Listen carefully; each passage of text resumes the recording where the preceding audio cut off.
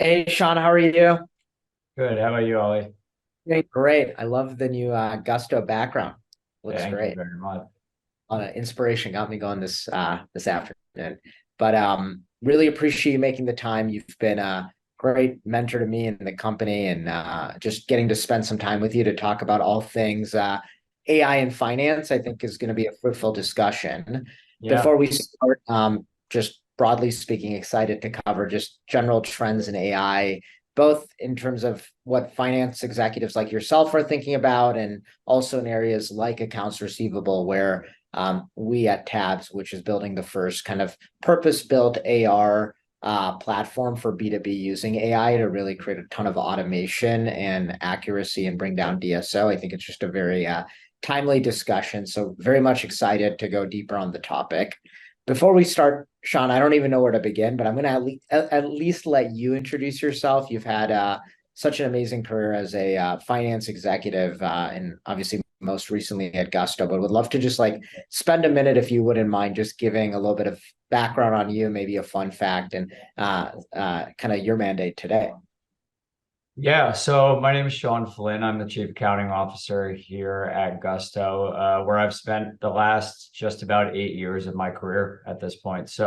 Um, joined Gusto when we were a lot smaller than we are now and have had a really, really wonderful ride with a ton of opportunities. Lifelong, career long, at least, accountant. I'm a second generation accountant, kind of a third generation accountant too. The nerdiness pervades.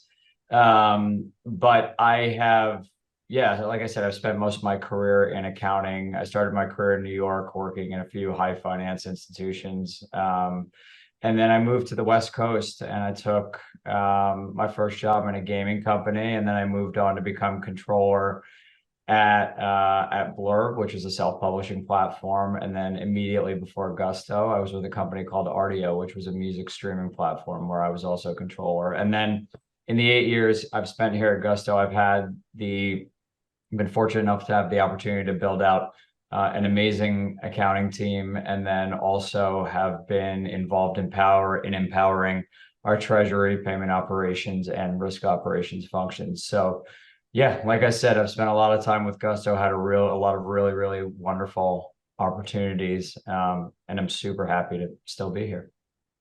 That's phenomenal. Really, really appreciate that overview.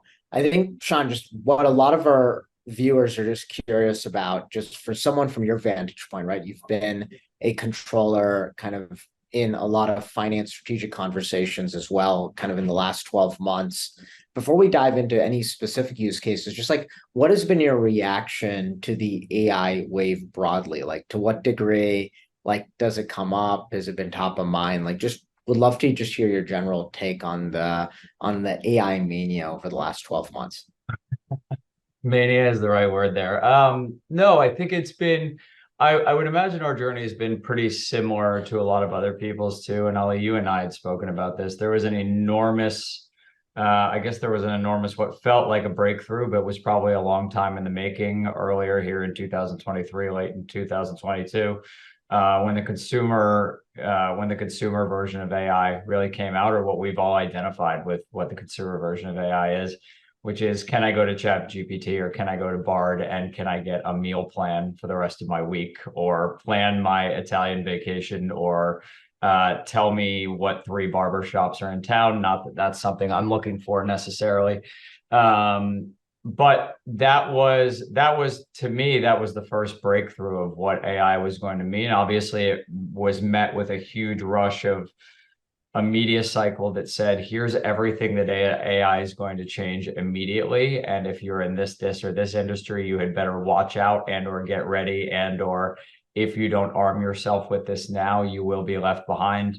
And to listen, to some degree, I'll say it, I bought into that. There were people on my team that was saying, let's find AI to hit every opportunity we can inside of accounting and risk and payment operations. Those things are still going to hold true. And you and I have spoken about this. I think the way that it's probably going to become pervasive, though, is going to be less with the hit you over the head and or take your job. It's going to be, how can we augment ourselves? How will the softwares we already use or that we will be using augment themselves to make themselves better. Hopefully that thus bring costs down and or run more efficiently as a company. So that'll happen either for softwares we're using, or obviously can be applied in-house at places like Gusto as well. But I mean, in summary, I think it was an enormous wave of everything's going to change, and then a sobering few months of this is how this is probably going to change. We're going to need to let some of this settle out and actually be incorporated into people's platforms thoughtfully. And so that's kind of how I've seen it. It's a settling to a certain degree. Super fascinating. Would you say, Sean, like early on, like, I mean, I think you said it right, which is all of us felt it like as the consumer, it was hard to not read any periodical or be on any blog or Slack group that wasn't referencing kind of the AI frenzy. After that initial wave, where would you say most of the AI, like thoughtful discussion happened internally within your finance team? Was it from vendors reaching out, either existing or new? Was it just like really smart people on the team that were kind of raising their hand and wanting to talk about it? Was it in other like finance groups amongst your peers? Like where did it go from like the consumer side to a more, even if it was in a slightly more reasonable and somber, more slow crawl walk tone? Like where did the actual like within finance start? A more sober tone is how I think I'd put it, definitely, right? More reasonable. It's come from all angles. I mean, we as a processor of, large sums of money and also large sums of information, from a product perspective, our engineering teams are now constantly thinking about how to use it. There's been a department spun up internally, which focuses basically on improvement through AI. So that is outside of the finance department. Now, we've also been pretty fortunate to have a couple of people within our greater CFO org who have had passion around it. And so the way I've seen it bubbling up inside of Gusto is it becomes one of the first questions you ask, either in evaluating a new platform or evaluating a work stream you're working on, which is, hey, let's ask the first question. Is there an AI solution out here right now that can help us do something here?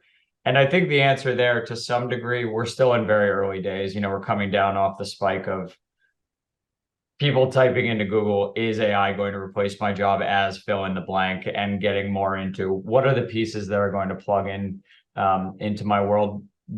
So I think, like I said, we've been fortunate to have a couple of people internally who are thinking about it from a cost perspective, who are thinking about it from a productivity perspective, and who are pushing. And I think for the most part, I think what's been helpful to see is a lot of people move past the situation of, well, I'm not going to let this thing do my job, but more, how am I going to make this part of my life?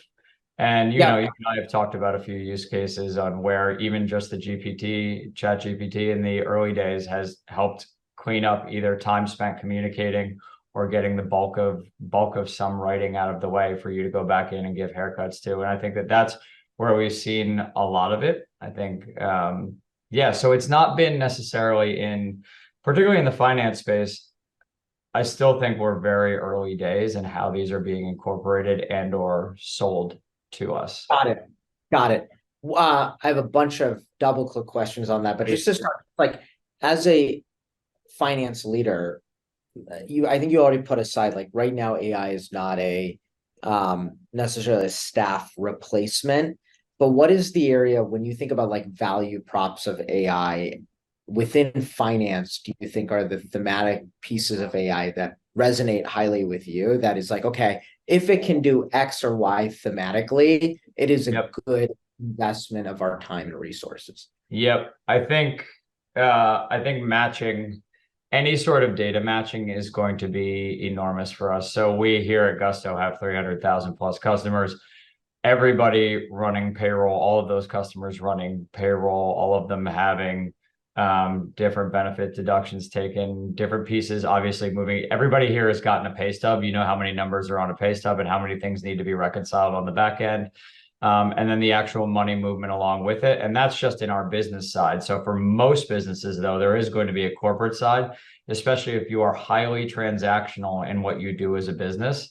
taking a set of data that comes from A over here and then matching it internal system to B, what's coming out of a vendor or a partner, and doing so in ways that I think the thing that I'm encouraged about moving past is the human macro, right? And what I mean by human macro is, are you teaching a person to do a bunch of things in order in a system that the system should otherwise probably be taken care of, thereby opening that person up to do more value add work?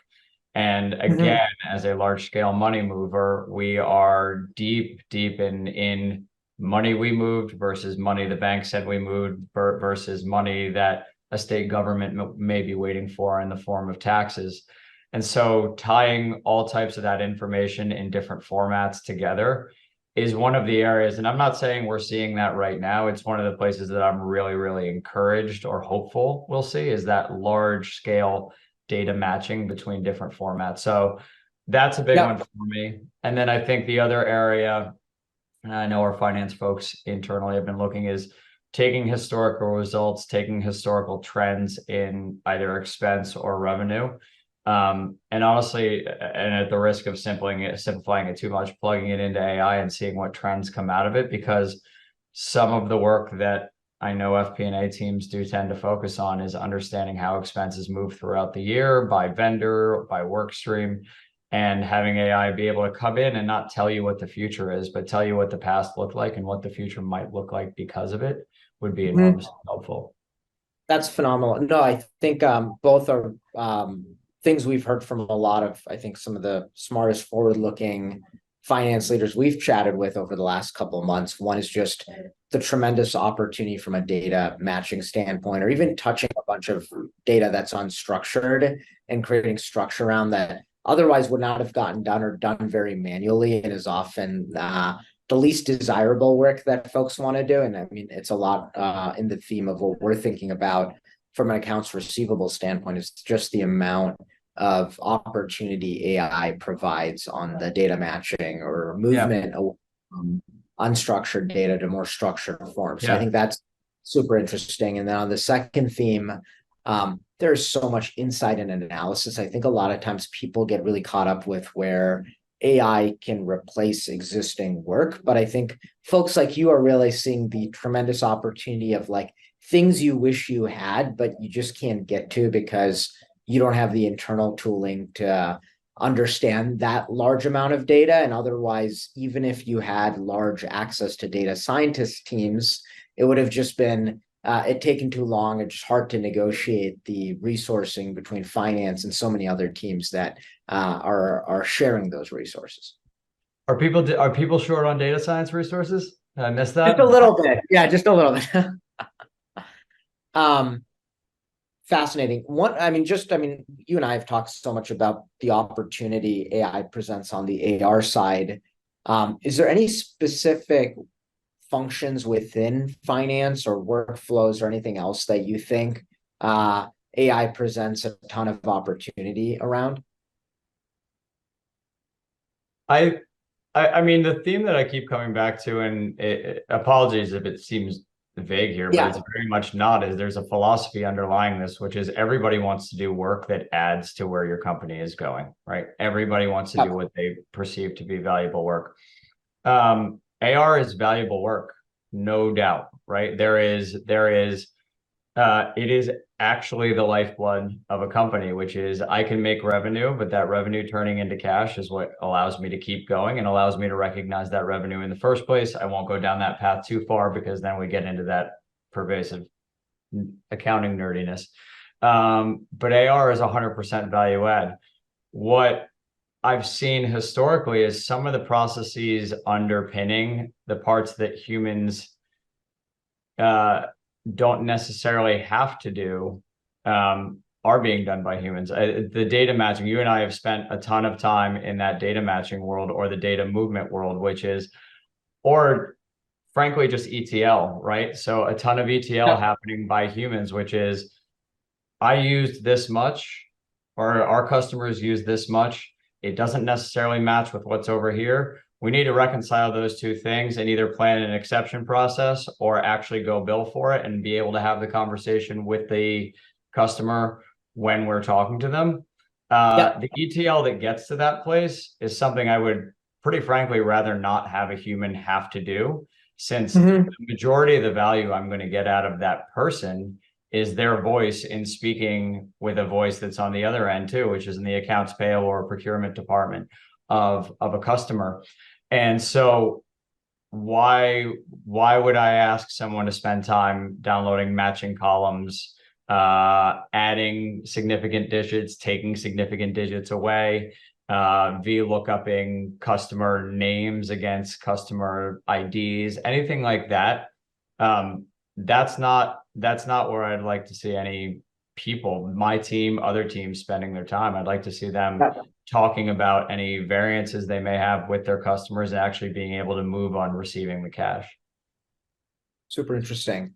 One follow up to that, and you mentioned earlier too that there's a lot of like global AI thinking happening at Gusto. I'm just curious for your team specifically, to the degree there's interesting AI tools, workflows, etc. Are you um, kind of having those conversations at the team member or sub team level? Are you trying to make team wide decisions? Like, how are you thinking about the distribution of that? Is it just some areas you're testing it, or are you requiring more like broader like approvals and mandates? So just to give other finance leaders on the call some guidance on what's given the amount of nebulous and wide opportunities right now that there's no like true leaders in any of the specific categories. Like what's Yep. kind of level of control and autonomy you're giving your team members to test Yeah. different.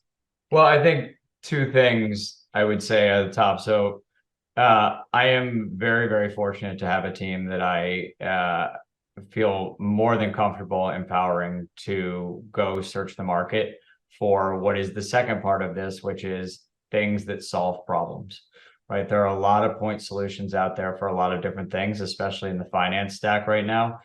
Um, expense management being that one of those worlds as an example where there's a bunch of different players, they all have their strengths and they all have the things that are going to fit your company best. And so um, I'm very fortunate to be able to talk to basically any team member in any part of the geography of my teams and say, hey, what is the problem you're trying to solve?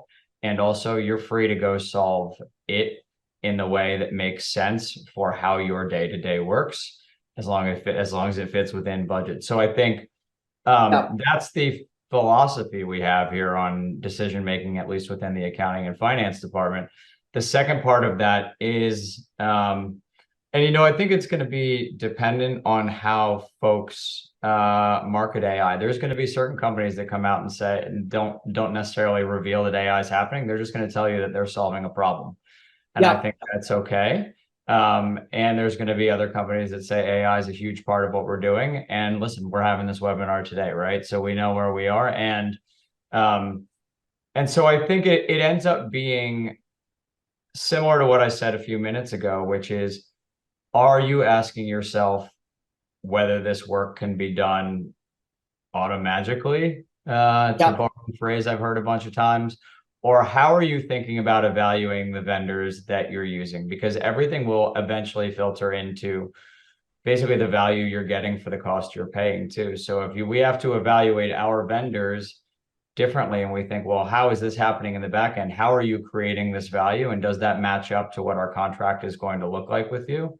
Um, Yeah. Hopefully we'll start to see as AI jumps in, the economics will be there because the team on the other side of the table won't have to staff up as large. And so a little bit broader thinking there than probably the answer you were looking for, but it No, is. that's super interesting. Um, one thing on it, and I think I know the answer, but I'm curious, like, have you gotten to the point where you've now built out like AI budgets, whether for your function or the team, or is it still early enough where it is insignificant and can be fit into normal like discretionary budgeting? Yeah. Yeah, it's still very much discretionary Yeah. at this point. I think that for that's for the group. On the company level, we're thinking about it a little bit differently, as is everyone. Yeah. But I think that that is more the focus. And then, I think what's going to be interesting is how companies, and we're not the only company out there saying, hey, we have an AI team who is out there, because you don't have an AI team. You say, all right, well, just figure out AI, right? It's going to be figure out what the practical applications of AI are. What I think will be interesting and what I would love to see happen is this, we in finance, we call them biz tech over here, but they are the team that supports our finance systems, right? So we use NetSuite and they admin and build out our NetSuite for us, and same with Coupa, et cetera, et cetera. What I think would be really interesting and I hope is the future is an AI team that is functioning not wholly dissimilar from that kind of IT team, that is treating our groups as customers and saying, hey, walk me through what you're doing. I don't necessarily have to, in the case of AR or even, we've talked about a GL categorization. I don't need to explain to somebody in an IT AI team I don't need to explain, well, it's going through here, so it's actually going to hit other liabilities instead of current liabilities, and that's a problem for me. No, well, you can go further upstream and boil that problem down to where someone at least, like the AI teams tend to be engineers. Engineers happen to be very, very smart people. Anytime I've taken an engineer had something having to do with accounting, they typically latch on pretty quickly, yourself included. And so we've been able to, like, the hope is that AI becomes more of a shared services team, attacking problems and applying it rather than us having to solve every problem ourselves using AI. Because my team's mandate is not to understand it broadly. Now it is to understand their problems and hopefully find an approach either through self-research or through a dedicated resource that can apply those problems to AI or vice versa. Yeah. I don't think we're that far from that. I think it's the first time I've even thought about it, but 10 years ago, if you told finance leaders like yourself that you would have like cross-functional enterprise applications teams because ERP is going to cloud, or there's going to be all this data that feeds, and major platforms like Coupa, you're going to need the cross-function. I think no one would have believed you. And now, most mature finance teams not only have enterprise apps, in many cases it sits under finance. So I love the idea that probably not in 2024, but like by 2030, a lot of teams will have a similar type of AI view, basically being a service provider to the major functions on how to use AI as a means to better, I'm not going to say more efficient, but like there's going to be a variety of use cases that they can really come in and define the strategy for the function. Yep, absolutely. One, you obviously sitting as a controller in finance generally, you also have to think about the risk side of things. What are the tummy rumbles right now as it relates to AI, or just things that just feel very unknown, that you're also on the other side of this being like, look, like we're just not going to be first movers here, or it's certainly top of mind and I'm kind of eating the popcorn to see what happens first before I'm comfortable to act? Yeah, I think, listen, I mentioned we have 300,000 plus customers, and that's a lot of people. And we have grown, we're in the multiple tens of digits growth year over year. And so that 300,000 wasn't 300,000 last year. It was somewhere much lower. And so we're still growing, and which means we're bringing on people onto the platform at a rate every year, right? There are new businesses being spun up. The small business community here in the United States is incredibly resilient, and especially over the last 4 years. And we at Gusto have certainly benefited from that. With that, and with the attention that comes with Gusto, obviously we have to keep an eye on who's coming onto the platform, who is processing payroll, are they who they say they are? And so the AI world, and we've seen a lot more, candidly, outside of the finance world, I've been reached out to by a lot more people in the risk world, since it has a lot more to do with signals, frankly, right? Like there are signals, characteristics picked up off different parts of transactions, and it's through the network effect. If you have the right corpus of data, I guess you could say, if you have the right corpus of data, that you are about either customers or behaviors of certain customers, that you're able to take different actions in the sign up flow. In our case, the run payroll flow, whatever it may be. And so I think those are areas where you kind of talked about it. Data science resources are limited. They are needed everywhere. BI resources very much the same. Shout out to our data science and BI teams here at Gusto, who are wonderful.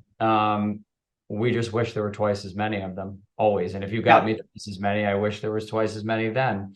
And so how are we going to leverage both network effects and also AI to match what some of those behaviors are and catch folks that we either don't think should be running payroll or maybe are even just worth a second look because of how they acted at some part in one of our flows. So yeah, I mean, without saying too much there, it's an area where we're paying a lot of attention, as is anybody else that is moving money at the scale we are.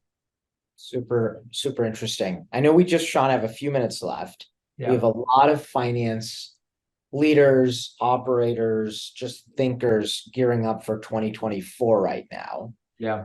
In terms of predictions, right? I think we talked about how noisy the beginning of the year was with particularly consumer AI starting to just create a lot of talking points internally. I think generally I agree with you. A lot of that is kind of sizzled off post the summer. But if we were just to predict going into next year, just what you're seeing now with the 2024 planning process and just generally, I mean, just given your connectivity with the tech space so broadly, what does 2024 in your view look like from an AI standpoint? Is it a lot of the same? Is it quieter? Is it more specialized and thoughtful? Like, what's your prediction going into 2024 and how are you thinking about it over the next couple months? Yeah, I mean, I think as much a prediction as it is a hope that I have is in the world of and financial statements, I call them into, they're a report card to anybody who's looking, right? And so we are audited, and a lot of companies are audited for accuracy, and your financial statements are assumed to be or intended to be accurate, right? That otherwise, why would you create them?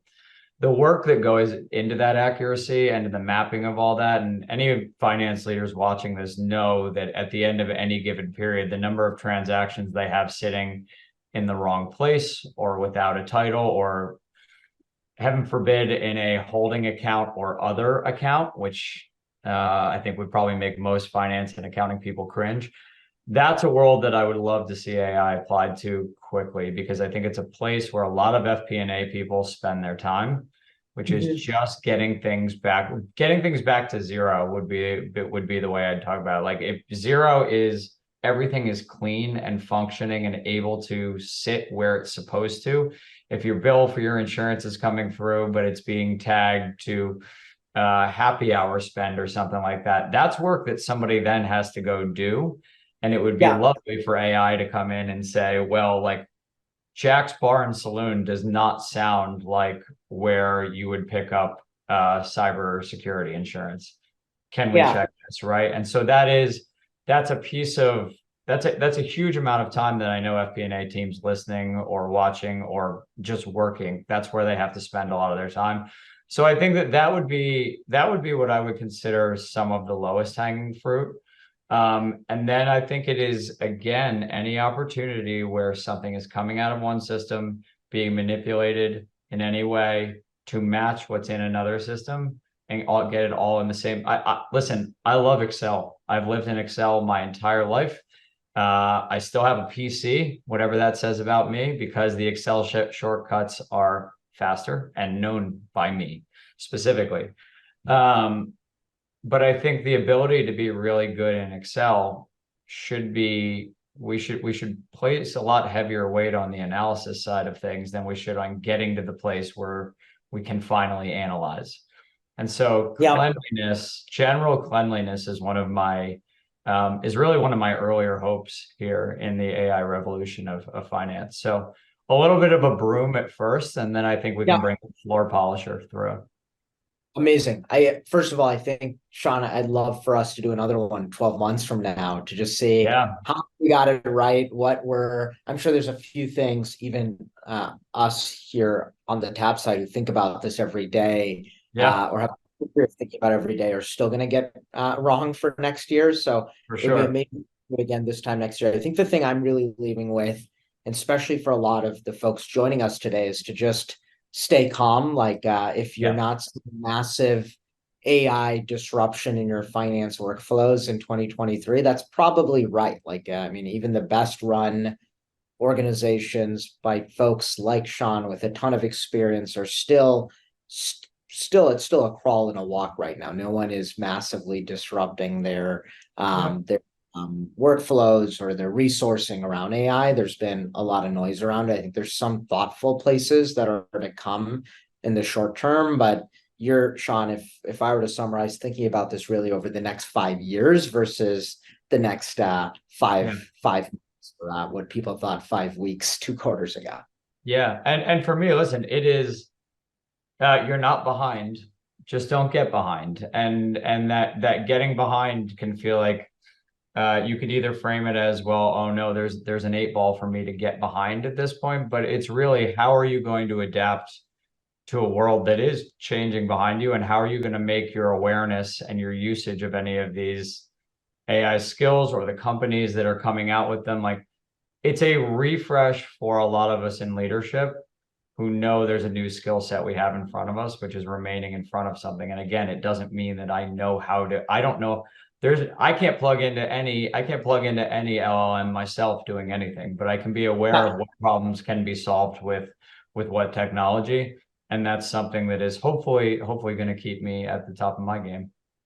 Amazing. Well, Sean, just can't thank you enough. You've always been so generous with your time. I think you've left all of us feeling good that generally just stay in tune, but just it's going to be a little bit of a process here, and we'll see a lot in the coming years, and look forward to doing the check-in with you 12 months from now.